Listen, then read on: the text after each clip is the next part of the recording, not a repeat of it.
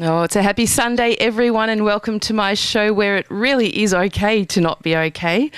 I'm Rae Bonney, a qualified counsellor, workplace mental health specialist, not to mention a very dedicated and oftentimes enthusiastically disruptive men's issues advocate. It's not every girl's dream job, but hey, remember that men also matter.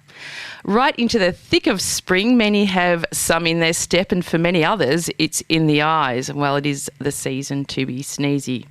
Bless you. But don't despair, folks. The racing carnival is galloping closer and bound to bring much joy and celebration to our beautiful city, Melbourne, and around the world. Anyway, as always on my show, I'm unwrapping one of the greatest gifts going around, and that is people. Layer by layer, we explore the thoughts, experiences, achievements and challenges of ordinary people, bound to inspire the best you, and at the same time, acknowledging that it really is okay to not be okay. So turn up your dial. The time is just 32 minutes past 10. And we just heard from the dulcet tones of Tony Fidelani, and he's been filling in for Michelle Ciccado's Italian program as she heals her broken ankle, I believe. She was out dancing as she does and skipped the light a little too much fandango, and there was whatever happened to that. So get well, Michelle and Tony. Molto bene, which is well done in Italian.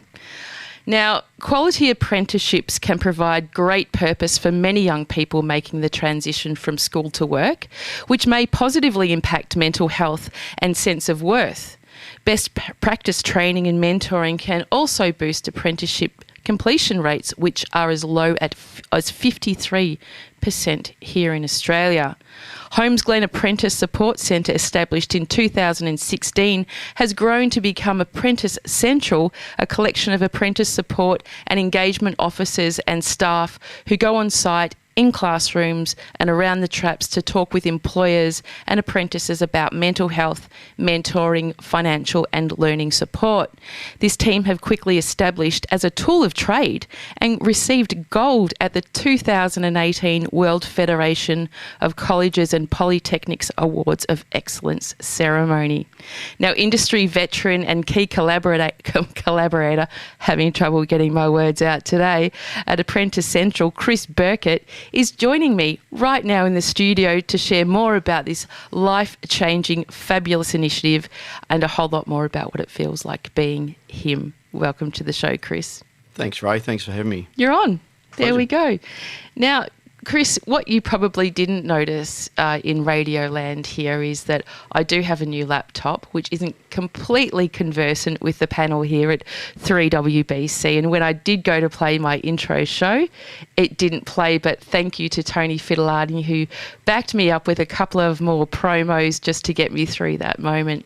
That's what we do here at 3WBC.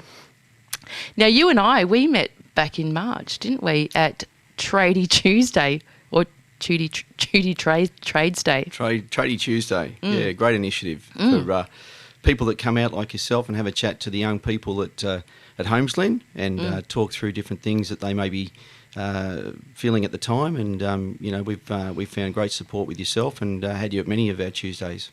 Yes. So that's part of one of the initiatives of Apprenticeship Central. Yeah. Sean, our counsellor, has been fantastic in this space. He wears two hats, really. He's not just a counsellor, but he hasn't got two heads, guys. He's actually a very good-looking man. But he's been great, and with the support of the team that I work with, which are just amazing. We put together some Tuesdays for guys there to be able to come and have yourself come and talk to them. Different people. Sometimes it's Makita or Milwaukee come down and we have giveaways and we just have a bit of a chat about what it's like to be a tradie. Well, I didn't have any giveaways on the day apart from my the benefit of my... You have plenty of giveaways, don't worry about that. Drop your bag in the sawdust, love, and off you go. And what I really loved is that the group put on an amazing breakfast for the guys to come in, but the guidance was do not touch anything until you've listened to this woman tell you what to do. Yeah, guys like the tradies, as I am an ex-tradie, we love our food, so it's very easy to get distracted. Now, can we call it App Central, because it's easier to say for me? It's been around for 3 years now with a focus on apprentices finishing their apprenticeship. Only 53% of apprentices finish apprenticeships here in Australia. However, at Holmesglen, it's something a bit different. Can you tell me about that? Yeah, look, we're very proud to say that our success rate's 90%, and that's not just because of App Central. We've got a very good team right through from our CEO, Mary Ferrone, right down to the teachers that work there. But the support is crucial to some of these young people, men and women. Quite often they experience, whether it be substance abuse, poor family life, couch surfing, car surfing, just sometimes financial advice. And when those things bank up to young people, quite often they walk away thinking, well, it's all too hard. It's easy just to walk away from my apprenticeship. And to be really honest, they don't get paid a lot of money. We don't get paid a lot of money as a young apprentice. Yes. But with the support that we've got to be able to, whether it's couch surfing, family matters, addiction issues, hopefully it's not drug and alcohol, but sometimes that just happens. We sit there and we say, well, let's work through the issues and let's keep you engaged. And that's probably the word. If anyone said what's the main thing out of looking after apprentices is to keep them engaged. Yes. Because we're going to, from day 1 to year 4, which is generally how long the apprenticeships are, as I often say to people, things are going to happen. It's going to be not the same in day 1 as it is in year 4. And it's just keeping them engaged. Because I don't want to assume too much, but typically your audience would be male?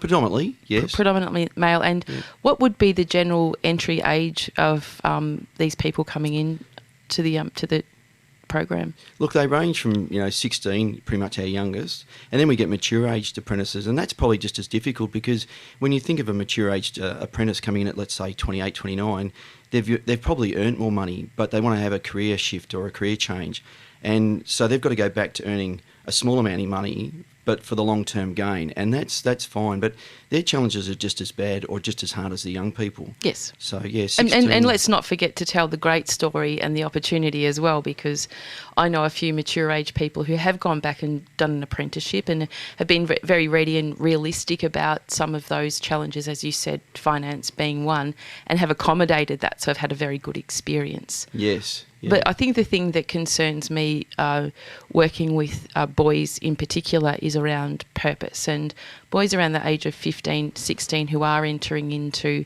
some pretty serious study and commitment may not have the structures to support that, nor the life experience to manage through some of those more difficult social situations as well. 100%. Like as I said to you, Rae, once before, I've been very fortunate to have a loving environment, of very supportive parents that are still alive today that I just actually visited yesterday. But how are they? They're very good. Are they listening in? They are listening in. Can we say hello to them? We can. Say hello to Pat and Trevor Burkitt, yes. Pat and Trevor Burkitt. Well, welcome to the show, and thank you for raising such a wonderful man. But and I He's gone red now. I have gone red. I don't know what to say to that. But look, I've been very fortunate to have a supporting lifestyle and family and things like that. But not everyone's been blessed with the same. And so even though we don't try to play the parent to these young men and women, to have someone there as a sounding block is probably the most important part of it. And that's what I've noticed. And the other thing that's a little disappointing, and I've been fortunate enough to see this now, is that there's a big push for tertiary education. You've got to get your ATAR, you've got to come out of VCE and go straight into uni. And for some of these young men and women, they're not built that way. I wasn't built that way. And so there's not a lot of emphasis about, hey, you might be a really good trader, you might like working on the tools. And it's not encouraged at schools, I don't believe. And I'm not having a go at the school system, but you've got to really understand who you're dealing with. And some people aren't built to be doctors, lawyers, accountants, have bachelors of marketing like my son Tom. They're not all built the same. So don't try and put a square peg into a round hole. And I mentioned to you last night, and thank you for the introduction, that I'm presenting to some of the career advisors out in our high school or our secondary college environment around how we can encourage people around options. And options aren't just university. Correct. TAFE education is something, or an apprenticeship is something that is really, really quite honourable. Absolutely. But we see it as a dropout thing. Absolutely. You're being disruptive, just go and do a trade. Whereas trades pretty much keep our economy singing. I was on a train the other morning, got on early at around 7 o'clock, and it was high vis the entire train. It was lit up. I was in my element. I thought, gosh, if only I had prepared for this, I'd walk up and down and have a chat to them. You know. But the other thing too is to make sure people, as we always say, and as we get older, we understand it, but to be happy in what you do. There's no point getting out of bed and not being happy. So for some of these young guys and girls, they get into a trade and they really flourish and enjoy it. However, they still need the support, and whether that might be the trade support loan that's on offer to help you get through. Some young people like to bank that money and have it there and then hand it back and get the benefits of the 20% discount of it, because that's how that works. They can take $21,000 over a period of 4 years from the government. Can you just rewind and start that from, because if anyone's listening in who's interested in attaching to that. Yeah, sorry, I'll probably jump a little bit ahead, didn't I? That's all right. I caught you though. Look, the government have got, it's like a HECS debt, but it's interest free, and there's no catch-all clauses to it. But because a young apprentice might only be on $500 a week, the government have recognised that they may need some support. So how it works is that they will lend you, and I'll round the figures up or down just to not to be too precise, but it's $21,000 over 4 years. And when you complete your apprenticeship, you can hand back the money if you've used that whole $21,000, you'll hand back 16 and have to pay back 16, but you'll get 20%, which is around about $4,200 for free. Do you do maths degrees at Holmesglen? No, I've done it that many times. I know what it's like. But it's like a HECS debt. You've got options. If you wanted to bank that money and just put it aside and then not spend it, well, then at the end of your 4 years, you hand back the 16 and you've kept $4,200. Yes. And if it's in an interest-bearing account, you might pick up $600 or $700. I actually did those figures because I do like working with figures. So you could pick up about $600 or $700 interest-free. Yeah. However, if you're an apprentice that needs that money, well, spend the whole lot. But when you pay back that $16,000 because you get to keep 20% for nothing, you don't pay that back until you've earned over $46,000. It's like a HECS debt. Okay. But there's no interest, there's no penalties, and it comes out of your pre-taxed amount once you start earning over that $46,000. So it's there to help people because some people may need that money. It might be a case of updating your car. It could be I don't live at home with mum and dad anymore and I need that extra money. But at the end of the day, the benefit is you get to keep 20% of what you've borrowed. And you can opt in and out of that loan too. So the government are very, very careful to say, look, you might sign up day one of your 4-year apprenticeship, but after 6 months they will continually ask you, do you still want to be in or do you want to opt out? And if you want to opt out, you can opt out. But the same thing goes. If after year 3 you need to opt in, you can. You just won't get back paid the money you've missed out on. Good. Well, there's some support that the government's giving. Absolutely. The other thing that we have spoken about in some of our offline conversations is how do we encourage people that doing an apprenticeship is a great thing. And I was speaking to somebody the other day. My son George is a chef. And when he was in year 10, well, actually when he was born to be a chef. That's all he ever wanted to do was cook. So when he got to the end of year 10, the logical thing for me was take him out and put him into a William Angliss and do his apprenticeship there.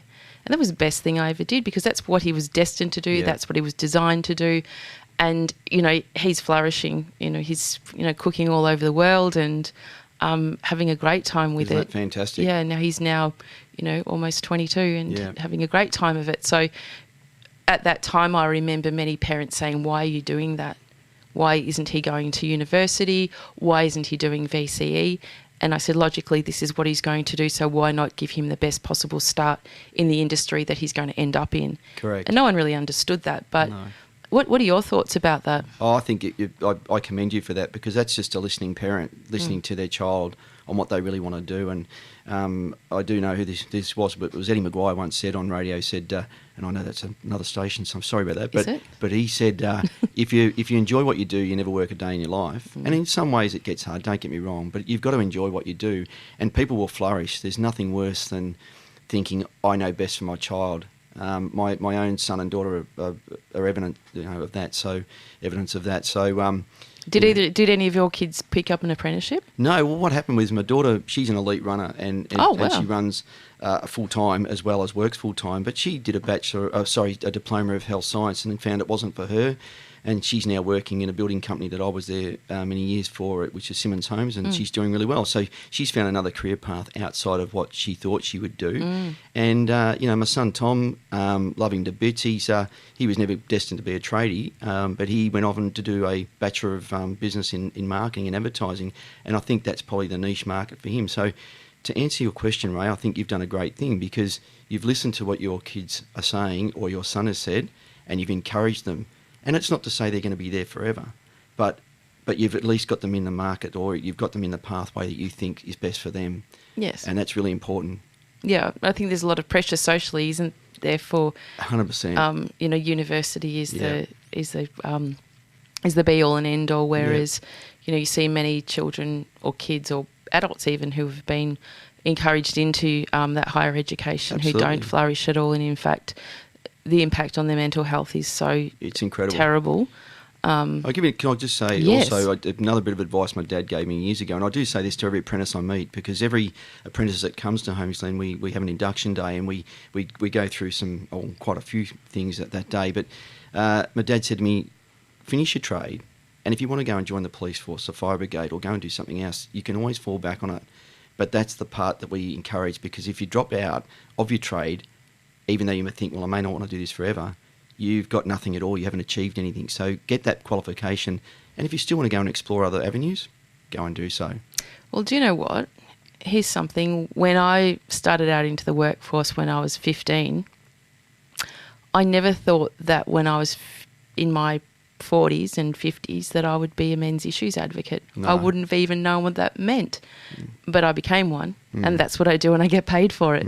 So I think people considering what they can do rather than what they can't do, and I think Australia sows such great seeds for anything's possible, but you make it happen. Absolutely. But it was just lovely to see you come and talk to apprentices, and I mean this from the bottom of my heart, because to have a female being a male advocate, it was just amazing to see, because we don't get that very often in this day and age, and that's what drew me to you, and Holmesglen have drawn obviously you back in as well, as you know, through the marketing department as well, because you're very passionate about the space for the men, which is unusual for a lady or to do that. And we need to support both men and women out there. We're seeing more women in trades, which is terrific. So that's something that we might touch on later on, but it's fantastic to see more women joining our trades. But to have a female in a men's advocate space is terrific. So well done to you. Oh, thank you very much. I'm pretty jazzed to be doing what I do. On the female thing, though, I recently had some damage occur at my home while I was away overseas. And so I've had a lot of tradesmen at my house since I've been back. And the other day, I've got people rebuilding my fence. It's a picket fence. I've got carpenters and painters and all sorts of people. Anyway, it wasn't until this girl knocked on my door to use the toilet that I realised that there was a girl as part of the crew. And I'd been watching them when I was working at home. Not did I ever register that there was a female amongst them, because everyone was just working together, everyone's pulling their weight, everyone's doing the same stuff. There was you could not see any special consideration. And I thought, wow, that's awesome. You're absolutely spot on. Yeah. Yeah, it's funny you say that, because we had a meeting the other day about, I've organised to take a bunch of women with my wife and Sharon Page, who I work with, who's just phenomenal in this space. She's an apprentice support officer with me and her partner. We're going to take a group of women up to Eildon. Holmesglen have been very supportive of taking a group of women that probably would never get that opportunity to spend a weekend paid for by Holmesglen and just experience the life up there. It's not a workshop. It's just to go and have some fun. It's a I think 4.5 5-star retreat that's up there, and I've actually organised that to take a busload of women, and we're going to have a great time. And hopefully, what's the objective? Well, it's to give them an opportunity that I believe there's a lot of tradespeople out there. I tried it with men, but men weren't so forthcoming, funny enough. They're very insular or very... What, men don't want to go to Eildon skiing and drinking beers? Well, but they just found to jump on a bus with total strangers, a lot of them are introverted, the guys. So we're hoping that by breaking away and saying, hey, the girls might be the best spruikers for us really to say, how good was this? So the idea is it might be long term. I've had the approval that we could do maybe 2 or 3 trips a year. Yeah. But it's to take underprivileged men and women to Eildon at Holmesglen or Holmesglen of Eildon, and just give them an opportunity to. There's a pool up there. There's pool tables. There's tennis courts. There's a there's a gym, there's a whole lot of things that they can do up there, and it's all free, and they can have a weekend away and just give them that taste of, I suppose, life in the bush and just experience something different that I don't think others would have, well, they wouldn't have normally got. It just so happens the first group is a group of women, which is great. So you mentioned they're underprivileged people that are part of Holmesglen, or? Yeah, just there's a lot of young men and women, and I suppose men in particular, that they've come out of school, they haven't had as I said, the background and the support that I had. I was a Boy Scout, so I enjoyed that side of things. But I've been given some opportunities that my parents gave me that were fantastic. Like I said, some of these young men and women have never had that. So often they don't have places to live. Correct. Either. Correct. We sometimes we assume in our little bubble that school is where people exist in families and transition as part of a family, but many have no homes to live in. Yeah, spot on. And so to take them away and just give them a taste of country life, totally free. And it was funny, I went to try and approach a lot of guys, young men, and they said, oh, no, I couldn't do that. So we thought if we did the women first, and they would then come back and we could then open it up to the rest of the campus, and hopefully we'll get more. But you're right, women are very good at that, fantastic, and encouraging.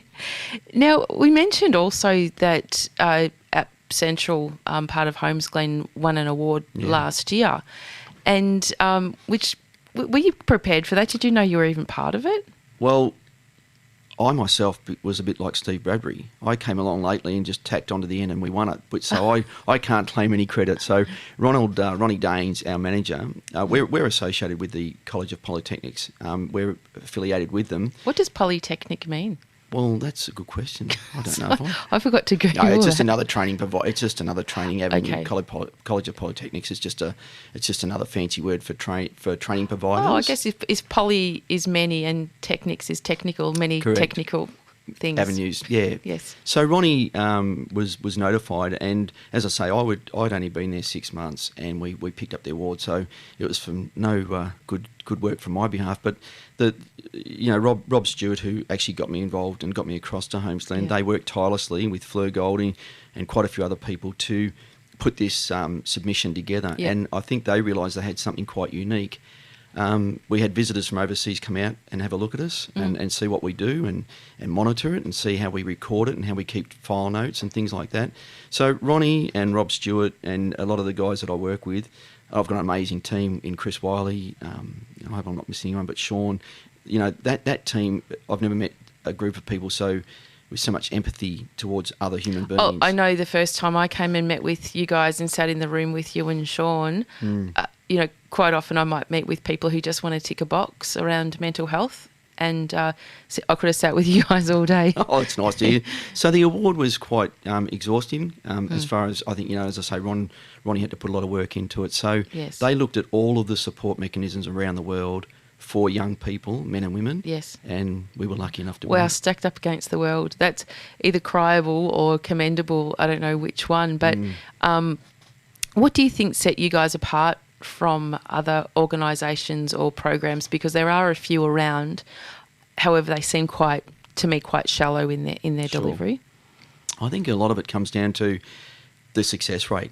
I mean, completion and the overall happiness. I mean, there's got to be a bit of that as well. As I say, the industry standard of 53% completing is really poor, and we acknowledge that. But, do you have data on that? Why is there one particular reason or top three reasons? No. On one of our slides, we've got six actual slides. Poor training on our is only 3%, but I often say poor training at 3% might be the lowest, but it's still not good enough. It's employer in a lot of cases. It's So when you say employer, people that aren't conversant with apprenticeships, so you'll come and complete your apprenticeship at Holmesglen, but then you'll also be working with an employer at the same time. Or it just might be the employer, and this is really sad, but a lot of employers will just engage an apprentice because they want cheap labour. Yeah. So they, an apprentice might go, hang on, after a year, all I've done is framing or dug holes. I'm not going to be a carpenter at the end of my 4 years. I'm not getting exposed to anything else. Yes. So it could be employer. It could be that they're not paying them correctly. There's a whole myriad of things that causes that. Safety is another thing that comes up. Safety is massive. For me. Yeah. With people that really do care about their safety can't exist in an environment where they feel frightened for their well-being. Absolutely. So there's probably, the top six is why people drop out. It could be just a career. I mean, some people realise it's not for them as well, and that's cool. Yes. That happens. But employer issues, financial issues, a little bit of safety in there as well. But yeah, there's Yes. there's a whole lot of things. But for Holmesglen to get the 90%, I think's terrific. Yeah. We'd love it to be 100, but it may not be achievable. I think sitting with you guys, also being there, listening to you now, and having other conversations with you, I think you recognise the risk factors and you work with the risk factors, not just the outcome. And the outcome will generally be part of addressing those factors that are risk.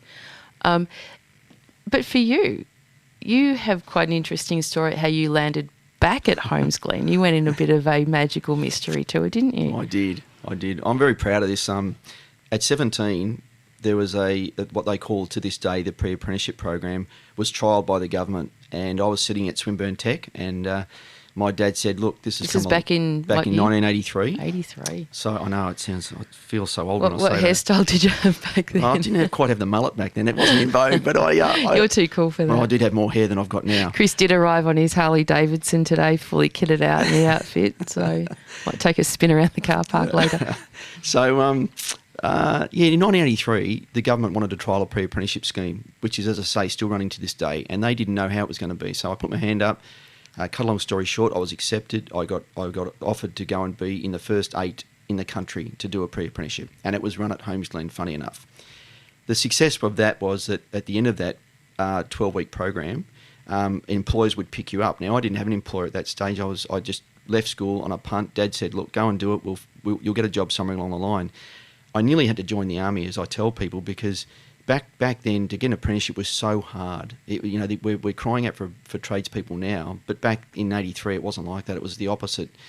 So the army said, "Yep, we'll give you an apprenticeship, but once you've done your 4 years, you have to give us another 3 years after that, because that's the commitment that we give you." And I was a real mummy's boy and too much of a sook to want to do that, so I just didn't opt for that option. However, Jennings Construction came along, picked me up because I'd done quite well in that group of 8. I actually topped that group of 8, and they came along and said, "No, we'll need to pick you up." There's a story behind how I got it. My dad helped me do that, but that's a story for another day. How we had to ring them and beg them to even have an interview, because a lot of the people they were taking out of that top 8 at Jennings were relatives. Whether it was nephews or sons, and so for myself, who had no connection in there, was really difficult. So the story goes, I do my pre-apprenticeship.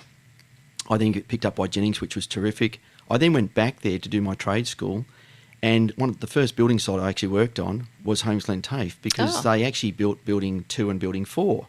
So that was, fantastic.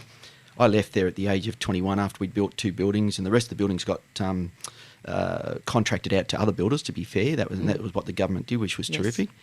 So I've gone off and done other things in my life, and Rob Stewart, God love the man, because I really love this job so much. It's not funny, but he knew me through my wife and through a friend of ours, and said, "Hey, there's a job, and we're starting this role as an apprentice support officer. Would you be interested?"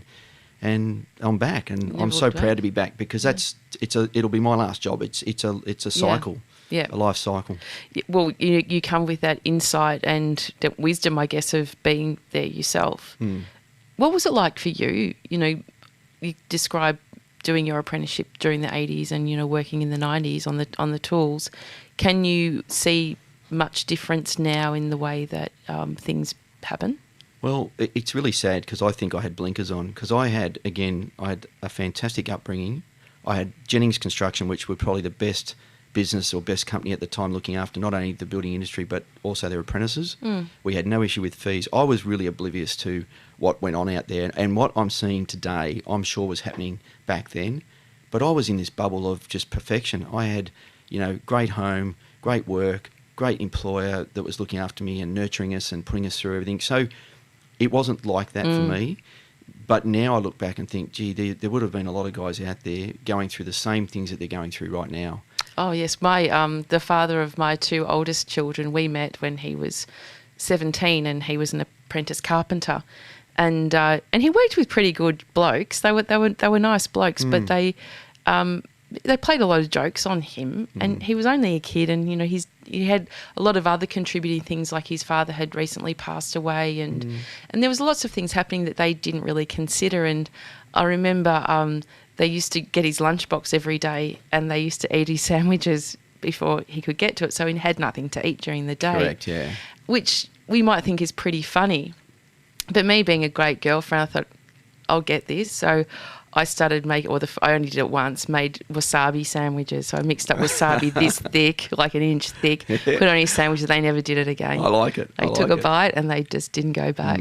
But I think the apprentices back then would have gone through. There would have been a lot of, your bosses. You feared him to a degree. I'm sure there was a lot of that. Yes. But at least now there's, and especially in your space, and there's a lot more work around mental health. Yes. There's a lot more support. So if an apprentice is really doing it tough, they've got someone that will actually lend them an ear and listen to them, Yes. and that's important. Back then, I'm sure there was a lot of that stuff going. There wasn't even as much of a focus back then in the safety aspects of things. So No. we've come a long way. Do you think it's gone a little bit too far the other way, though, in that we may not be making people more accountable for turning up? Yeah, I do. We can say that on my show. No. People go, what do you say? You can't say that. You can. No, because, there is. There's a lot more distractions for younger people these days as well. Yes. One of the ones that we've spoken about, I know you're really big on and you know about it, is, gambling online for young apprentices and the fact that we're becoming almost cashless. So to give you an example, you said what's different to back then to now would be a classic example that we got paid in cash back when I was an apprentice. And so you saw the value of money. Today, for young people, it's just tap everything. And so when they get paid, they're tapping away, they're gambling online. That's difficult in itself, regardless of what home life they've got and how settled they are. So that's a big thing today. Your boss puts the money in your account. I've got a credit card or I'm tapping away. And before you know it, you've got very little left to the end of the week. Yep. So that's a change in itself. Have we gone too far? In some cases, possibly, to a degree. But well, you said before, back in the day where you feared your boss, you feared if you didn't turn up for work, you'd lose your job. Yeah. Whereas now, if you don't turn up to work, you can, there's a whole myriad of support pieces that you have to play to enable you to stay away from work. And in my experience, especially in private practice, when you're speaking with people who are quite wanting to isolate for whatever reason, it just provides that opportunity, I think, for people. Work is a great place where, there's objective, there's purpose, objective, and all of those great things that increase our good endorphins. Absolutely. Whereas staying at home isolated has probably some terrible outcomes. So Yeah, no, I agree. And please don't take it the wrong way, because there's a lot of apprentices out there that you'll hear when they come into us and they talk to us at Apprentice Central. They'll talk to Chris Wiley or they'll talk to myself or Sean, and you go, gee, you're really doing it tough. This doesn't sound so good.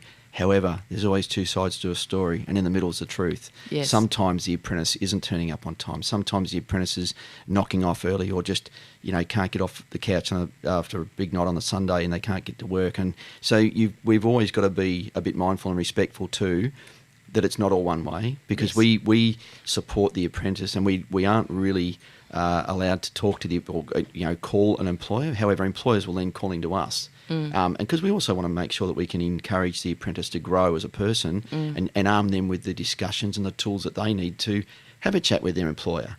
However, you do hear sometimes the other side of the story where they're just, not turning up. They're going home early. They're substance affected, things like that. So you've got to work through both sides. You can't just be an advocate purely for one. No.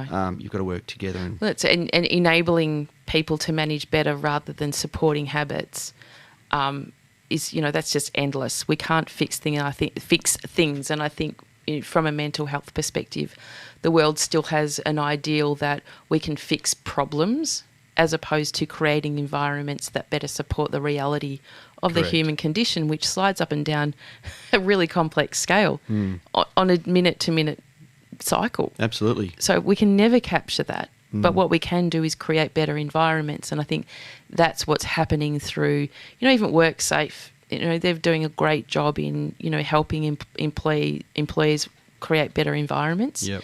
Because guess what? Especially in your space, a lot of these employers went through trade school as well and weren't taught how to run a business. Correct. They weren't taught how to manage people. So what hope have they got when they're really great at whacking up a house? Yeah, that's right. They don't know how to make people do that or inspire people to do that. So I think that's a whole other opportunity that you guys have and do by going out onto work sites. Yeah. Look, and they come in, when the apprentices come in and we do our induction, we often say, you know, the first part of it is getting your apprenticeship and getting your papers. But like you say, Ray, you know, the second part of that is, do I want to go off and do a building course to be able to become a licensed builder? Do I want to go into estimating and work off, you know, and get myself into an office or environment? Like myself, I went off and did a diploma of business because I realised I wanted to be off the tools by 30 and I didn't know how to do that and I had no pathway. So it's just helping people and the young guys and girls understand that the actual trade is just the first part of it. The other avenues after that are endless. Sales, you know, you can go to, as I say, you can go be a building supervisor and work for Metricon, Simmons and Porter Davis and those guys. And it's endless. It's endless. So you've just got to give them those options too. Yep. Well, we're going to go to a break because we've been yakking on now for about half an hour. And but when we come back, I'd like you to think about telling us a story, no names needed, Sure. but of somebody you've worked with since you've been at App Central that has a surprising outcome. You know, somebody's started at a space where you think, this is going to be interesting, but through the creating these environments has ended up in something different. Have you got... I have a fantastic story for you. Awesome. That's great. Now, you have a song lined up. It's about a star sign. Well, it's actually not about a star sign, but it involves a star sign, which is in January. It's about a dancer and a goat. Well, that's the title of the song. I actually started a bit early. It's actually Capricorn Dancer. Can you tell me why you have chosen that song? Easy one. Some of the fondest memories I have is living in Queensland as a young guy and how the freedom of life up there was just as a young kid growing up. My parents gave me lots of time away at the beach. And when you look at the film clip of Capricorn Dancer, it just takes me straight back to the late 70s and early 80s when we lived up in Queensland, Miami. Oh, beautiful. Yeah. You're a lucky boy. I was very lucky. Is it Trevor and... Pat and Trevor. Pat and Trevor. Good on you, Pat and Trevor, for creating beautiful life for your kids. Here it is. It's Capricorn Dancer. You're listening to 94.1 FM. It's 3WBC. You're here with Rae Bonney and don't go away. Welcome back. The time is just 11 minutes past 11. That's 1111 on the 13th of October 2019. You're listening to Rae Bonney on 94.1 FM. It's 3WBC and I'm here with Chris Burkitt. He's an Apprentice Support Officer at Holmesglen with their Apprentice Central program. Welcome back, Chris. Thanks, Ray. Beautiful song. Got me a bit emotional. I didn't mean to do that to you. No, well, I am a little emotional. I will disclose because we can say whatever we like on my show, but 5 minutes before I went to air, I had a call from my second cousin to let me know that my Uncle John had passed away. And my Uncle John is an amazing man and he worked on the tools. He was responsible for digging many of our gas pipelines here in Australia. Literally by hand. I think some of them were back in the 50s and the 60s. And Uncle John is made of leather and has spent much of his life up in Darwin. And my family and I, my kids, Rose and George and I, used to go up there every year and go fishing with Uncle John up in the estuaries in Darwin. And it was funny because when Chris and I were speaking before I received this phone call, I was telling him a story about when Uncle John and I were fishing with the kids up at Gun Point. Anyone who knows where that is, it's out past Humpty Doo in Darwin. And we got into the boat at 5 o'clock in the morning and there was this amazing ball of fire, which is the sun rising out of the water. And then all of a sudden there's dolphins just jumping next to the boat. And it was one of my greatest memories. And I just wanted to say, I love you, Uncle John, and I'm going to miss you so much. So there's my little thing. But the show must go on and he would expect that as well because that's what he always did. So there's my story and... well done, Ray. How about yours? Now, before we don't even have any tissues in the studio. That's all right. I've got... Oh, that's what I thought to bring toilet paper in. We're pretty snazzy here, aren't we? Saw our green room. Toilet paper for tissues. But we do love it here at 3WBC. It's a great community of people. So... when we did leave off and we mentioned that you're going to tell a story about, well, not so much a success story, but just something that has occurred on your watch. Yeah, I think this young lady worked at Holmesglen. She's a stonemason, and she worked for her mum and dad's stonemason's business. And I only met her once because just as I came along, she was finishing her trade. And I said to her, lovely girl, and I said to her, what are you going to do when you finish your apprenticeship? Are you going to stay with your mum and dad, and what are you going to do? And she said, no, I'm actually going to embalming. Now, my dad has been in the funeral game for... That's people embalming. I'm watching Bates Motel at the moment where he's a taxidermist. Well, it is. It's exactly it. And most people, and I would have been one of them, if my dad hadn't been in the funeral game for 25 or 30 years, I said, what do you mean? She goes, well, I know what embalming is. It's extracting the bodily fluids from, people that are deceased and preserving them and all the rest of it. I said to this young lady, how did you get into this? You're a stonemason. She said to me, well, I was working and doing a lot of the stonemasonry work for the funeral industry, within the industry. And she said, I spoke to someone one day at Le Pines, and it wasn't through my dad or anything like that. It was a completely different area. And she found out about it, and she thought, oh, I wouldn't mind having a go at that. So her trade is going to now take her from being a qualified stonemason into having a crack at embalming, which could be her next career path. I don't know. But what a cracking story that is for a young lady to do. And so that's her next shot at life. I love that. That is one of my catch cries is work out what you can do, and that nails it, doesn't it? What can I do? Because that is not a typical career path that you would say to your careers advisor in year 11 and 12. What can I do? Well, how about embalming? Exactly. And I said, how did your mum and dad take it? You're working for their business. They said, I know. You have a go at it and see what you think. But it's amazing where your apprenticeship or where even just, things can spin off from that. Look at where I am today. I'm sitting in a radio station after being in the industry all my life. I do have a question when you mentioned about working with stone and being a stonemason. There's been a lot of talk around the... silica dust? Yes. I didn't know about that until I read recently that it is a massive thing. Yeah. We're very fortunate at Holmesglen again. We've got safety mechanisms. We've got some fantastic teachers there. Well, not some. We've got all of them fantastic. But the ones that are actually dealing with that sort of space are well versed on what we need to do. But you're right. It's not unsimilar to, unfortunately, asbestos. It's very similar. Very similar. I've got a mate of mine very close to me that's going through that, battling asbestos cancer at the moment. So have we captured it early enough? I'm not too sure. But at least the awareness is there now for the young people coming through. Well, it doesn't seem like rocket science to me, given that we've had that whole experience of asbestos and, just the inhalation of that which causes such drama, that you would see what comes out of, cutting stone, that would be a no-brainer, you're inhaling it. Yeah, but I suppose there are some things you can cut that won't have that same effect. However, when you look at it, whether you're cutting concrete, cutting stone or anything, realistically, it can't be good regardless of what's coming out. The fibres that are coming out, plasterers seem to be doing it okay with the amount of sanding they do, but they get covered in this stuff. So long term, you'd have to ask that question. But I suppose I'm just fortunate looking at it now that the young people have got the exposure to the safety side of it early.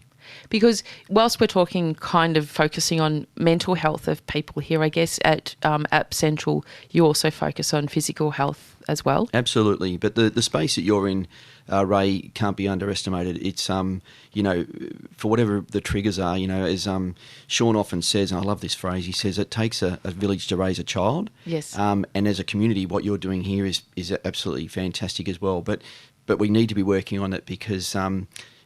the story that probably we all look at apprentices, but you look at the older generation coming through, and I'm talking about guys that are in their 50s and 60s. They've worked really hard. They've had a lot of money, but they'll often retire, a lot of these tradies, with not a lot of money to their name because they've gone to the pub, they've gambled it, they've got broken marriages in a lot of cases. So it's educating at an early stage, not just for their life today, but for long term. That's right. And working out, what are some of the risk factors. And in fact, I'm doing a bit of a roadshow at the moment in the lead up to International Men's Day, which is on the 11th of November. And I'm speaking about knowing your man facts. And there are 5 facts you know about men, 5 things you shouldn't do, and 5 things you probably should do. So it's a really great presentation. So anyone that's interested, I'll come and stand on a stage. It's a good panelling thing as well. Fantastic. So that's through the Australian Men's Health Forum. We're the peak body for men's health here in Australia, and I'm very fortunate to have been the first woman to sit on that board, and also very active in helping create programs. And, through our CEO, Glenn Poole, we've created this amazing resource which won't be just for International Men's Day. It's something that we can trial out. So hopefully I can come and do that down at... Absolutely. Now we need to clone you, Rae. That's what we need to do. We need more of you out there. No, nobody will want to employ me anymore. There might be a better version. No, I don't think so. Now, I have a couple of questions for you. Number one is App Central. Whilst it's going very well, you've won an award and getting really good outcomes. What are the gaps still? What do you want to improve? Yeah, good question. That's a beauty. Well, we're lucky enough that we've just taken on another apprentice support officer who is an absolute gun in Michelle, and I suppose having the right people with the same attitude, that's something you've got to work on. Yes. You don't necessarily have to have the trade background. Sharon Page that I work with is just phenomenal in this space. Are they listening in today? I think so. Oh, good. Hi, guys. Oh, hopefully they well are. Done, if you are. But the team itself, we've got to make sure we've got like-minded people, which we have. I work with a great guy in Chris Wiley, who you've met. It makes your job easy when you actually work with people that are like-minded. I'm sure everyone works better when you're alongside a person that feels the same way you do. I suppose the other thing is to continue to learn, because the thing for us is that every trade is different. And what I mean by that is some will come in for a 4-week block, some will come in for a day only, like glaziers will come in and do their trade school 1 day per week. Electrical's very similar. So to capture that person and continue the support that they need, it's very easy when you've got, let's say, a plumber that comes in for 5 days because you see them every day you're there.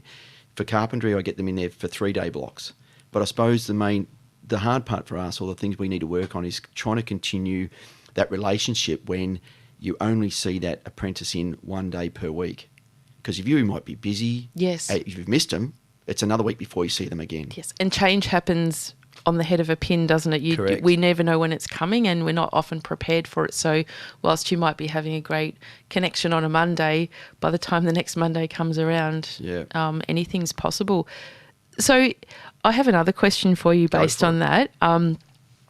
If you were the Minister for Apprenticeships in Australia, what changes would you make to our current system? That's a big question. No, it's okay. If I can be really honest, because it's got nothing to do really with apprentices to a degree, is I'd make sure we've got enough teachers, because we are really hurting out there, especially in plumbing, to have enough teachers to take them through the pre-apprenticeship scheme itself. Now, there's a few reasons for that. So it's indirectly, if I can say this, if you'll allow me to, because it's sort of working for apprentices, what I'm about to say.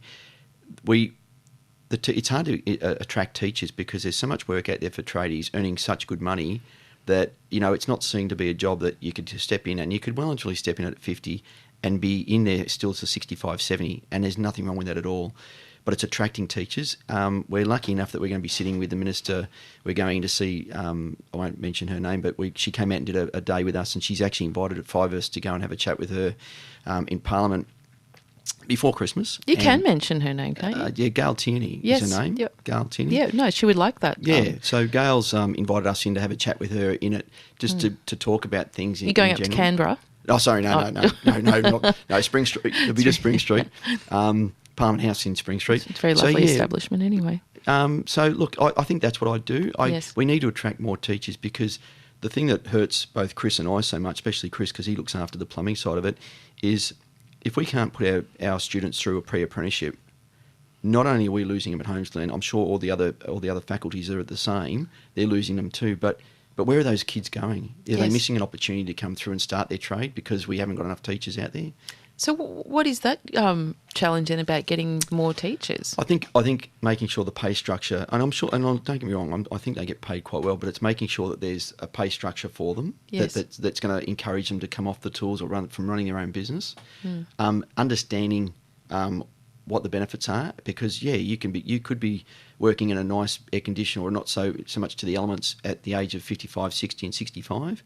And the other part is that they must have a TAE, which is a certificate for in training and assessment. Yes. And that can be a little bit difficult to get, or it can be a cost involved in that. But is it?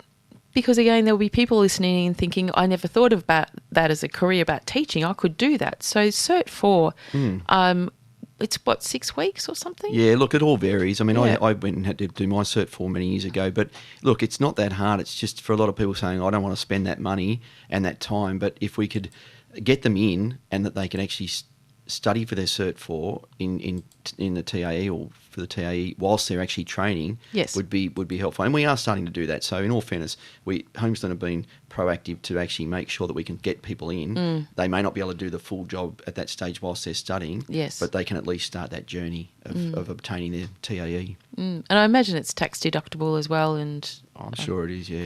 yeah, you have to be.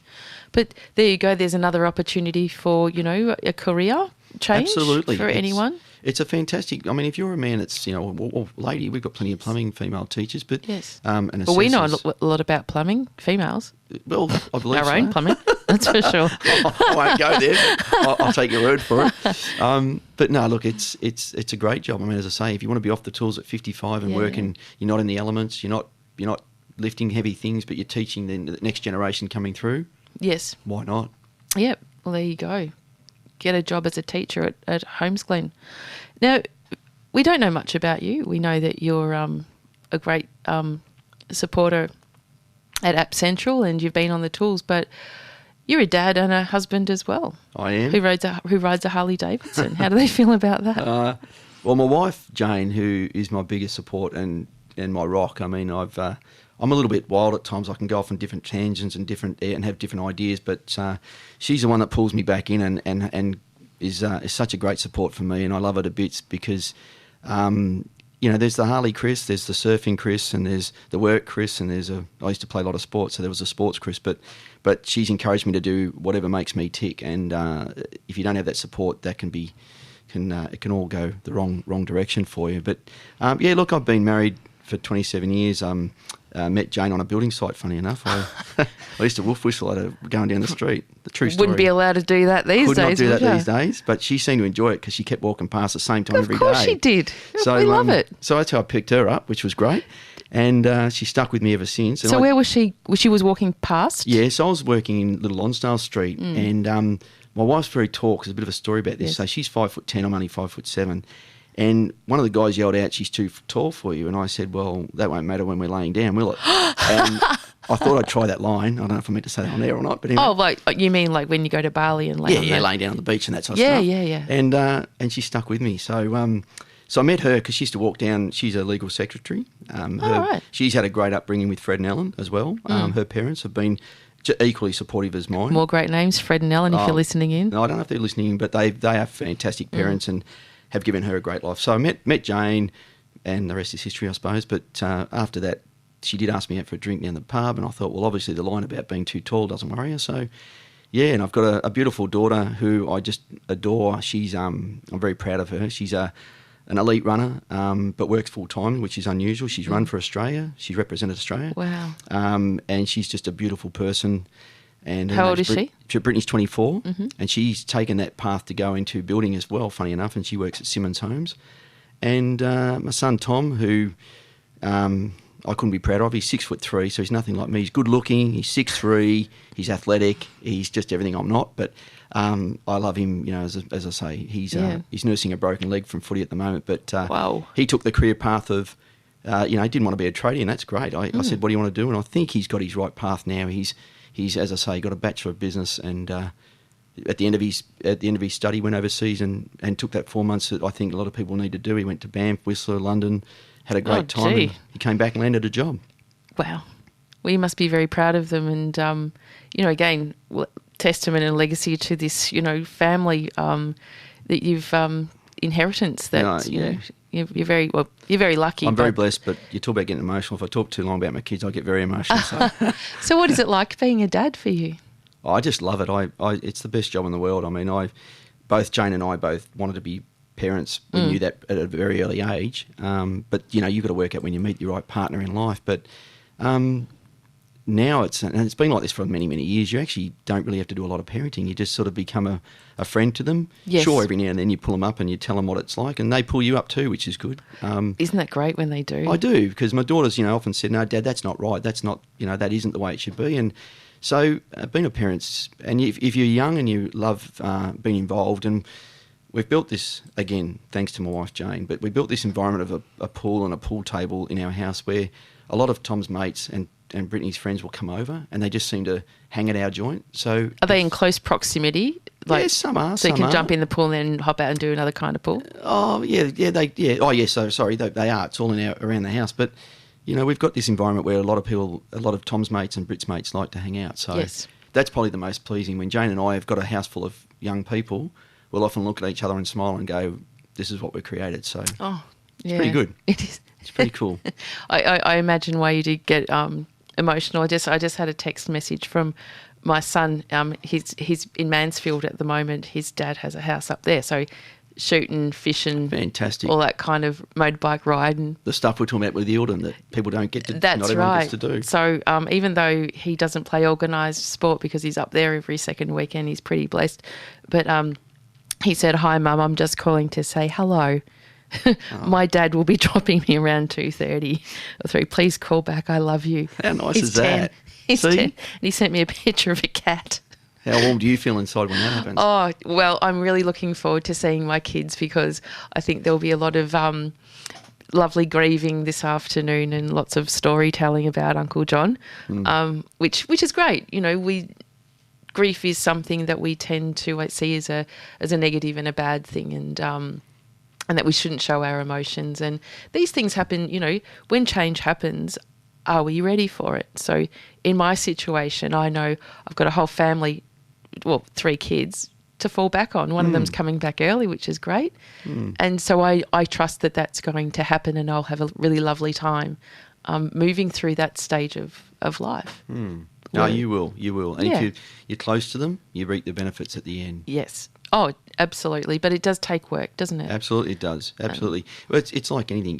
You only get out of anything in life what you put into it. Yes. So whether it's work or whether it's relationships, you only reap the benefits once you put the work in there. But you put work in not only to your own family and to your paid job, but you've been involved in things like Auskick and local sport as well. Yeah, I have, and that was again because if you, in my belief, and it doesn't say it's right, but if I didn't do those things, I was never going to have the relationship possibly with my son that I've got now to this day, or when I was running with my daughter, who beat me which was insane that she was beating me at the age of 8. But if you don't do those things for the community as well, I don't think you get the benefits coming back. That, you know, that's about building relationships with your kids. But having said that, I believe you need those people in your community to run the Auskick programs and the other programs, and like you're doing here today. Yes. Otherwise, who else does it? And if you're that way inclined, I mean, there was a lot of parents that would drop their kids down to Auskick and then just take off and pick them up. It was like a creche or daycare area, but I'm not built that way. I wanted to be involved. I wanted to be doing it with my son so that we could look back on years to come and share those moments. The same as when this is something that really I get quite pleased about, or I'm probably even a little bit emotional, but even when our daughter runs in Sydney at the Nationals and that, we go away as a family. Well, not so much Tom because he's working now, but we've travelled so many times and stayed in a room that's not much bigger than your studio here, the 4 of us, because that's what we do as a family. And some of the best times we've had was when, you know, and even to this day at 24, she's still happy for us to be up there and be around her when she's competing. Wow. She's not embarrassed by it. She just goes, that's what Mum and Dad do. And we're there and we sort of sit back and we don't try and take the limelight, but we're there just to support her and watch her. But that must be part of how she manages as well, given the pressure of even having a job is enough for one person, let alone be, you know, competing at that level. Train 6 days a week. How does she manage? I think, funny enough, pets play a fair bit to do with it. Oh. So she loves that. We've got a border collie, Molly, and I think that sometimes is a great. And I do. I mean, we know that we know the benefits of pets, even in aged care and things like that. So I think that helps. That she's got she's got Molly to fall back on. She's got a good group of people. She gets on extremely well with Jane. There's a support. Was there ever a moment that they didn't? 15? No, this is funny because people often say that, but we've never had. You are a fully evolved family. You must be. I don't know. It's weird. I probably had more as Tom had the testosterone growing up. There was more issues that Tom and I might have had a little bit early days, just with that whole growing into his body and being a young man and so strong and so big because he's 6'3". Yeah. Brittany, no, we've never really had that issue, but. I don't know how she balances. I think she trains 6 days a week. She works full time. However, She doesn't have a social life because you do have to put something on hold. And if you're going to be an elite athlete, you do have to actually make those sacrifices, as of young footballers playing AFL and people playing netball and all those things. So you have to do. You can't be everything to everyone. And she doesn't go out till 3 or 4 in the morning and socialise like other people her age have done. But that's her choice. So you've just got to make sure you don't try and be everything to everyone. Otherwise, you will burn yourself out. But she's probably fulfilled by what she does have in her life as well, so. And doing it for herself and working out what works for her rather than living up to expectations of others. Now the time is almost 35 minutes past 11. How about we go to another break, and when we come back, there's a few other questions I want to ask you and talk a little bit more about what's happening out in the community and who's coming up next month. So we do have another song, which is chosen by you, because that's what I do for my guests. I'm pretty kind. Good are you, yeah.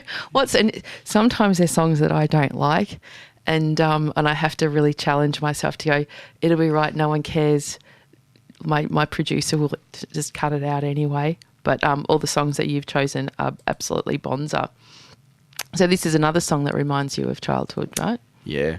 This is my love with the ocean. I've surfed since the age of 7. My parents, again, got me involved in Queensland as a kid, and I just love the feeling that I get through the salt water. I showed you a photo of a whale that was very close to us in Byron Bay. There's another world. I mean, I get I'm very passionate about it, but there's another world out there in the ocean. Yes. And the fact that I actually go and step into that world, and it's a detox. When you're in salt water, I couldn't live without it. That's why we're going to move to Mornington eventually and be closer to the water. So we'll save up, won't you? I will. Not cheap real estate down there. I will get you to send me that photo as well. So when we produce the show, when we're talking about this bit, we can actually pop that photo in.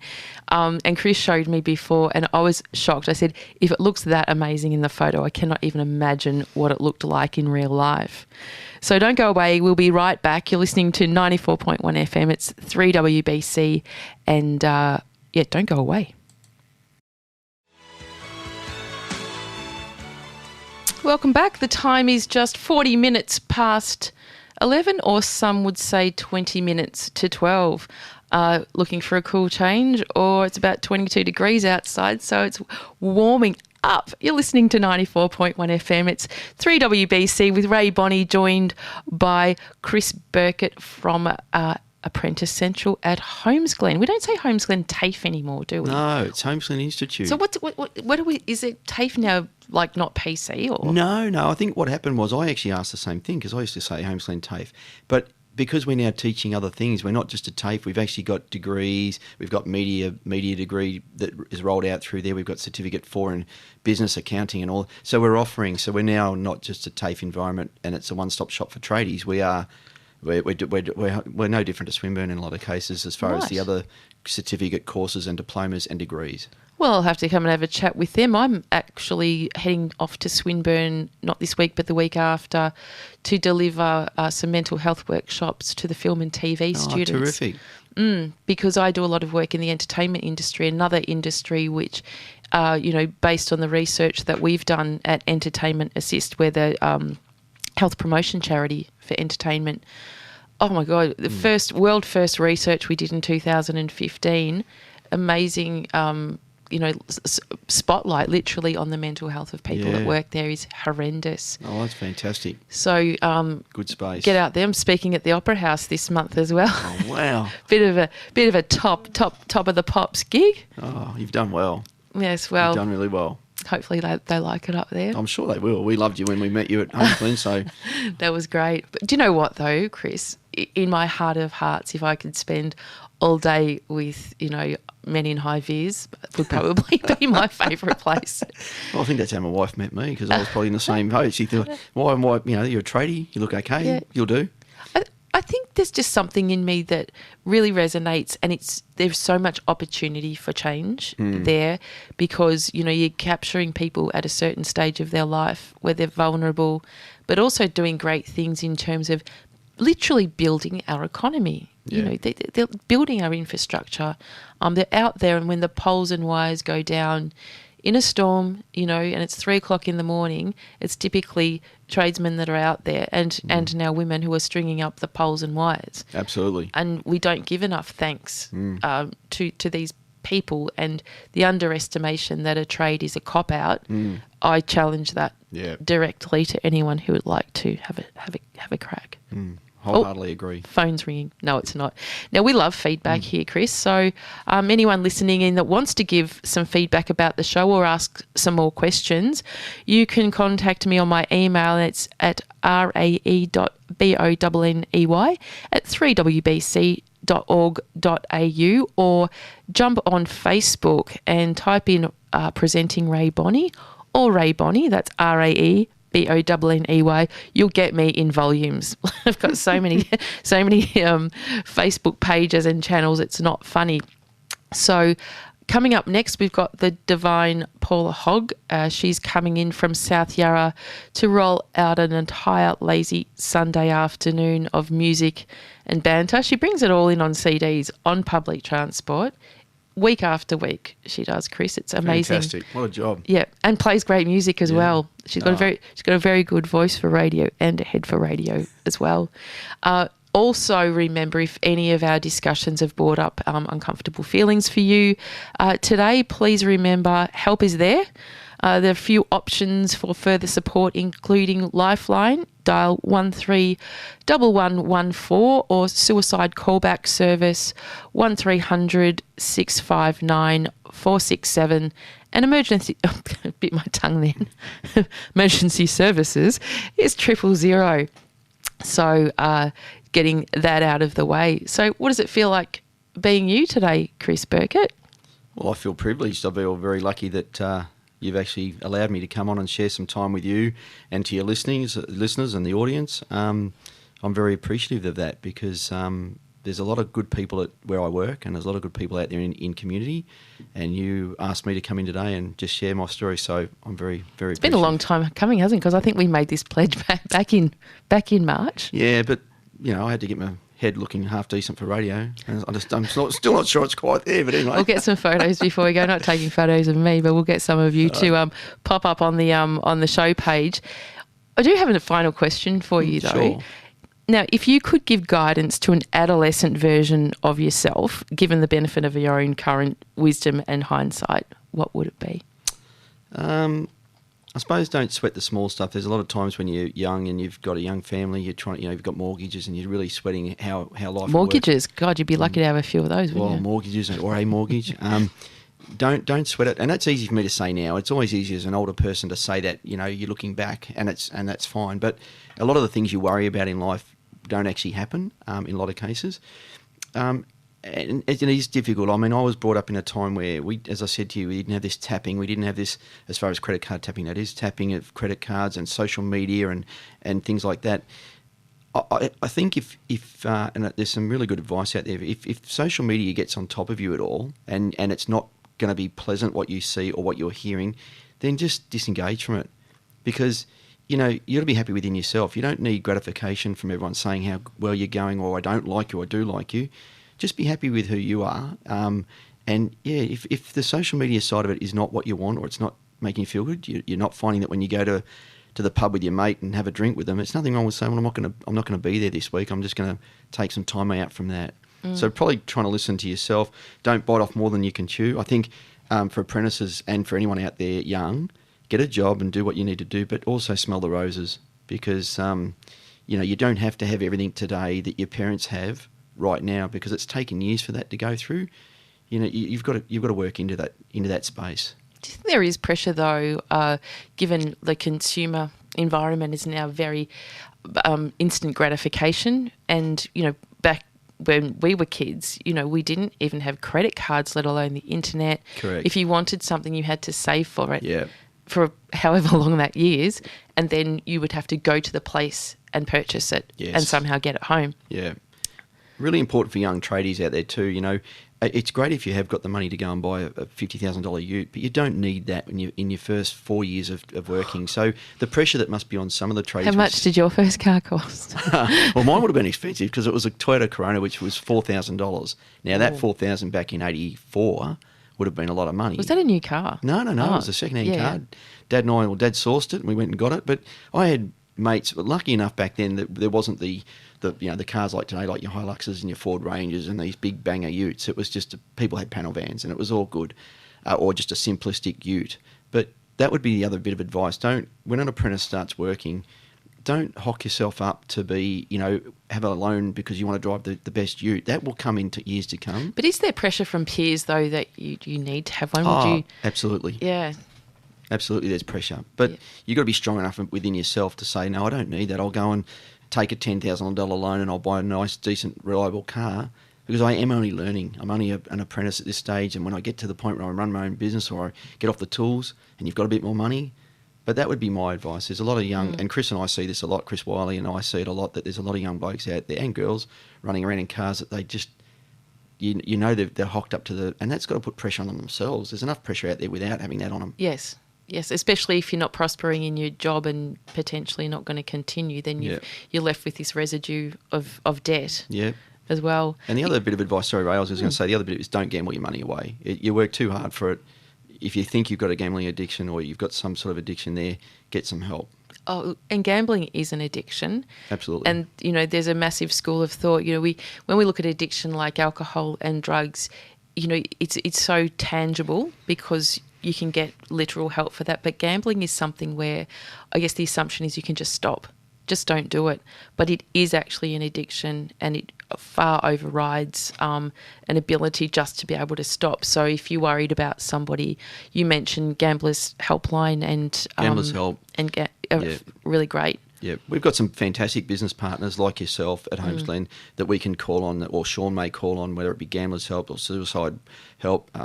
Foyer, which is an accommodation place that we've got set up that we can tap into for people that are sleeping out the back of their cars. Oh, really? So yeah, I mean, and it's natural that as a place like us at Holmesglen, you've got to have support mechanisms.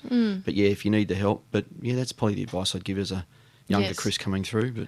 But you mentioned also validation, and quite often being validated, say, through Facebook or the car that you drive, but not forgetting that trades are an amazing opportunity to get validation because you complete something for somebody to bring joy to their life. Correct. Like for me, having my fence rebuilt the other day and coming home and it's built and it's painted, it's like that made my day.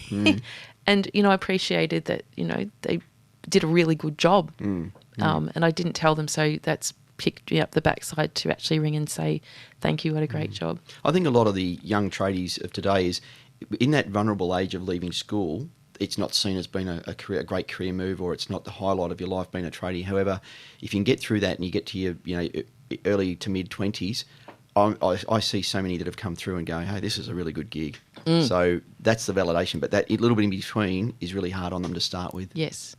But guess what? Also, it's hard work. It is hard work. What happened to, doing a good day's hard work?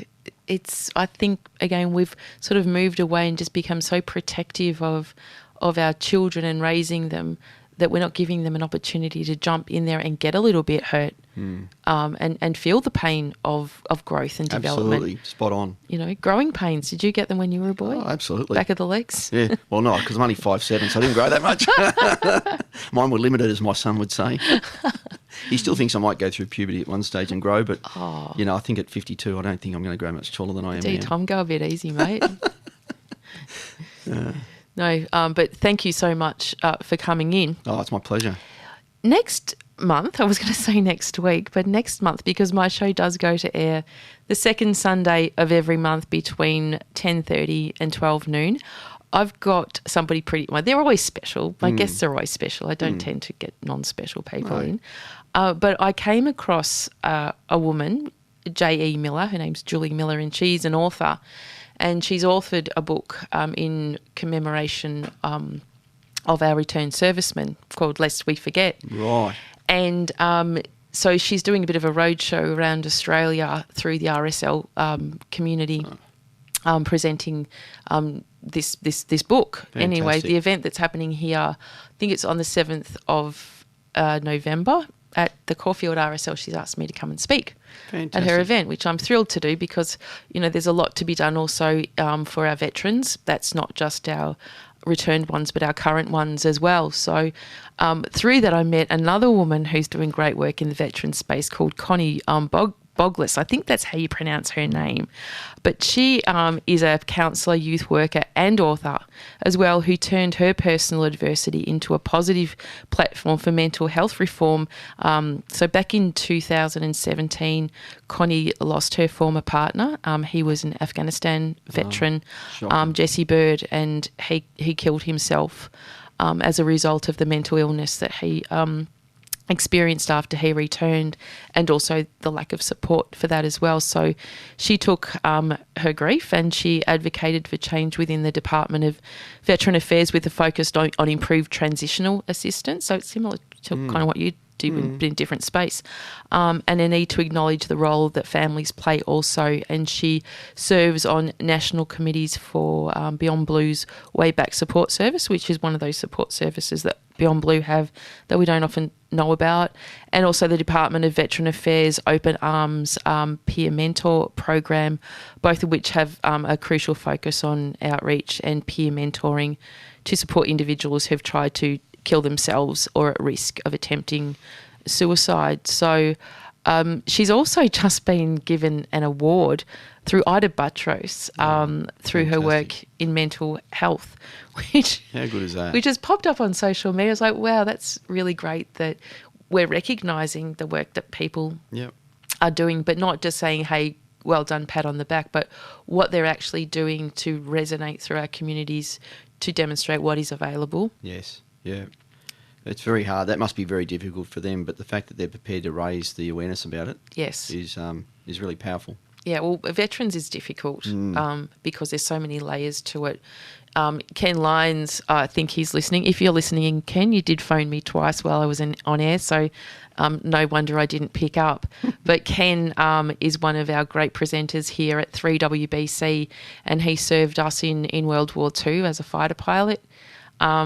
And he's actually coming to speak with me at the Caulfield RSL on that night. And brilliant. Ken just turned 95 years old. Was it last week or the week before?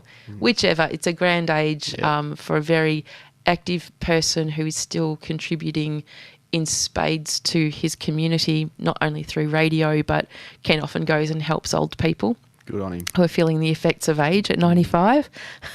Good on you, Ken. Well done. He's a great man. So I will give you a call later, Ken. And as I said, if you're feeling uncomfortable feelings as a result of some of the things we did speak about earlier, don't forget Lifeline 131114, suicide callback service 1300 659 467 and 000. For emergency services. We've got just 4 minutes to go before Paula takes the airwaves, and I have seen she's arrived. She's arrived and setting up. So what's on for you for the rest of the day, Chris? I've got a very boring afternoon. I've just got to do the lawns, but I spent a lot of time yesterday running around because we have purchased a house in Mornington. So, funny enough, but it's been rented at the moment. Here's me saying you will never afford a place down there. So we just spent a lot of time yesterday running around having a look at different things for the future. But so we're going to lose you from our community here? No, not yet. No, that'll be a little while off yet. It's so I'll probably just be doing the boring things, maybe wash the car and do the lawns today. But wow, but that's okay. Well, do you know what? I had the privilege. Sorry, I just can't cut you off then because it's all about me. No. On 3WBC. I spent Friday at Arthur's Seat presenting to the team up there around their mental health, and the peninsula is beautiful, stunning. And when you get up on that hill and you have a look, I love and adore travelling all over the world. I do, but you look at something like that and go, wow, we've got it. That's what I often say. Yeah. I've ridden my bike up there many a time. I'll get to the top and I think to myself, you could be anywhere around the world, and if you stood up there, you'd go, oh, how nice is this? But it's in our own backyard, so we're very lucky. Yeah, absolutely. So get down there. The Eagle at Arthur's Seat. For any of those you remember back in the 90s when it was pretty dodgy. It's not anymore. It's magnificent and well worth the trip. So thanks, Chris, enormously for supporting me through this show. That's my pleasure. Thank you so much for having me in, Rae. It's a pleasure, and I'm going to attempt to hook up my iTunes now and play the final song. And I don't know if you remember a guy called, I think his name is Johnny Paycheck. This is for all the guys that probably aren't enjoying enjoying their job so much, and girls. It's called Take This Job and Shove It. See you later, everyone.